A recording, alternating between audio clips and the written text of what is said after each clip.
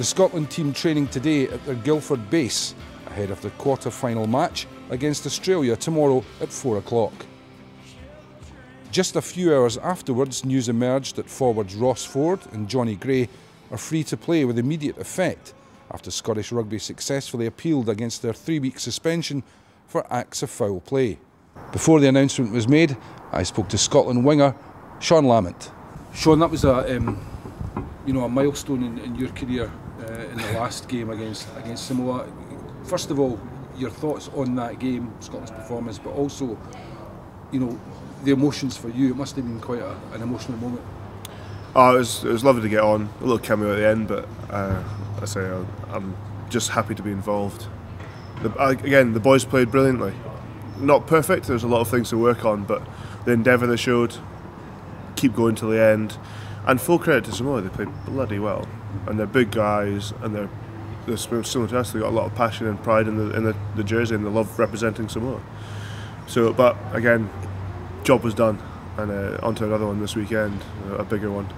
The physicality of the games has been incredible, particularly South Africa and Samoa. The other two were as well, but yeah. How useful is that just to know what the physicality is like going into this match against Australia? It's a good marker, because when it comes down to it, rugby's about physicality, and generally the most physical team wins. And it is the base of it. It's about running hard, either breaking tackles or making them. The line-out's physical, mauls, scrums. So the fact we've had a good physical run up to these games, it puts us in a good place. And you look at times when we've beaten like South Africa and Australia in the past, we've matched them physically first. And like I say, so again, physicality is the foundation. That game against Australia and Newcastle in New South Wales was an incredible match. The conditions were awful, but that was perfect for us.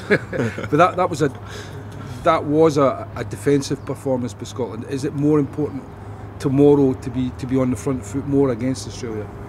There's definitely a balance. There's no point scoring 6 tries if you're in 7.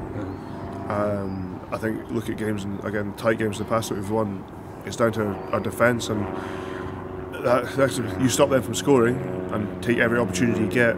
There might not be many in games like this, but you've got to take them. So yeah, it's, I suppose the old cliche that defence wins games, and that's be all and end all. We stop them from scoring, frustrate them, they might start throwing the ball about a bit more, and all we need to do is score a few points, just sneak ahead, and that can beat the game. It is that simple. It's not always that simple, but when it comes down to it, I mean, I'll take a 3-0 win over them regardless. So look, if we want to beat them this weekend, then we've got to be on point.